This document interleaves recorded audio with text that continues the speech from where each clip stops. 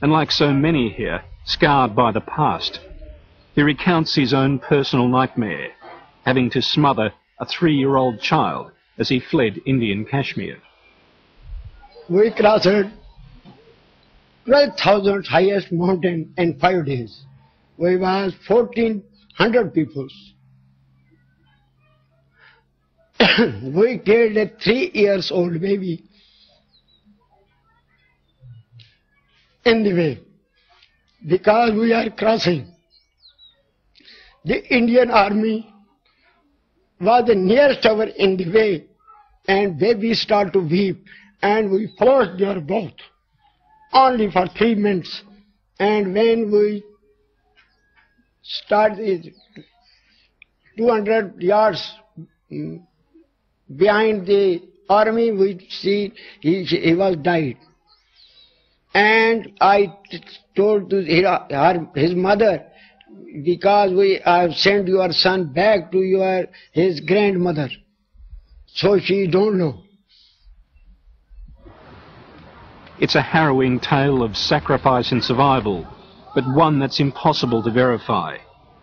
Raja says the mother of the dead boy now lives in the camp and takes us to meet her, warning that she's still unaware of her son's fate. Bewildered by all the sudden attention, there's very little to say.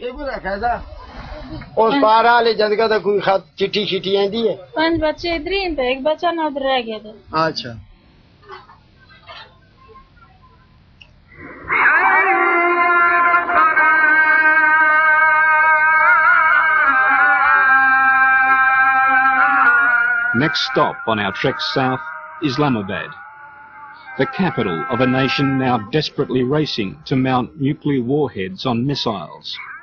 Missiles named after Muslim warlords who conquered ancient India. It doesn't necessarily mean it's going to be an arms race.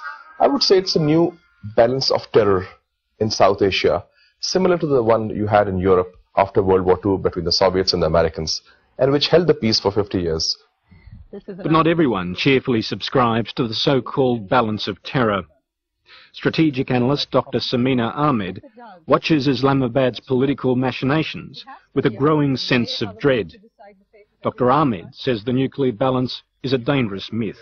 And in the context of India and Pakistan, it doesn't even begin to apply. This is now an extremely unsafe place.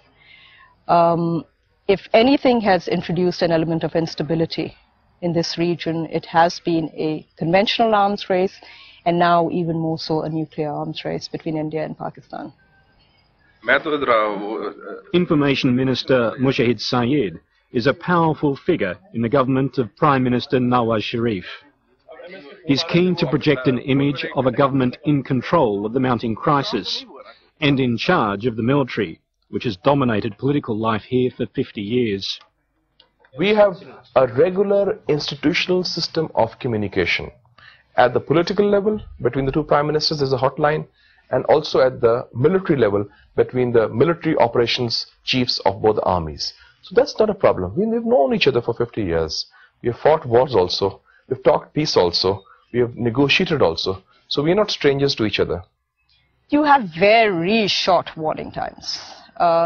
We've had an incident last year when an Indian fighter plane broke through Pakistani airspace. We heard the sonic boom right here in Islamabad, and then went back into Indian airspace, and it could not be intercepted. And any attack means that there'll be very short warning time, and a decision has to be taken very quickly. And as we've seen in the past, neither the Indian or the Pakistani political leadership is really mature enough to take those kind of decisions under that kind of pressure. That increases the danger of using nuclear weapons in a first strike capability.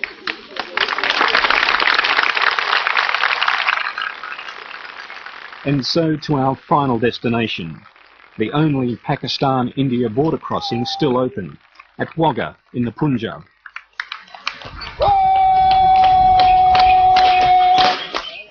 Given the killing a few hundred kilometres up the road, this is perhaps the most bizarre ritual on the subcontinent.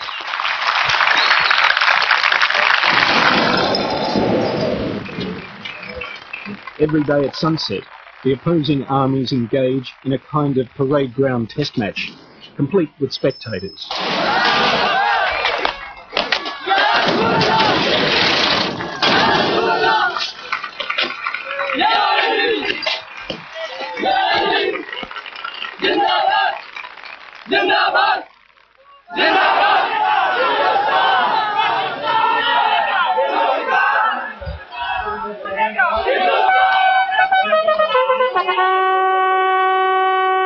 In one sense, this is the world's biggest divorce settlement. It's half a century since the British Raj was carved up into Muslim Pakistan and Hindu-dominated India. Yet they're still fighting over ownership of Kashmir.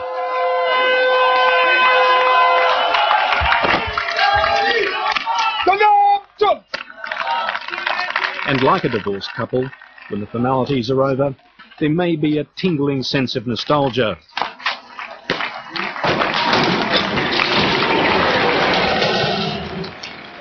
A brief realisation that perhaps the differences were not so great after all. Maybe it's an unrealistic outlook, given the half-century of bloodshed here. But in this nuclear age, the alternative is far too terrible to contemplate.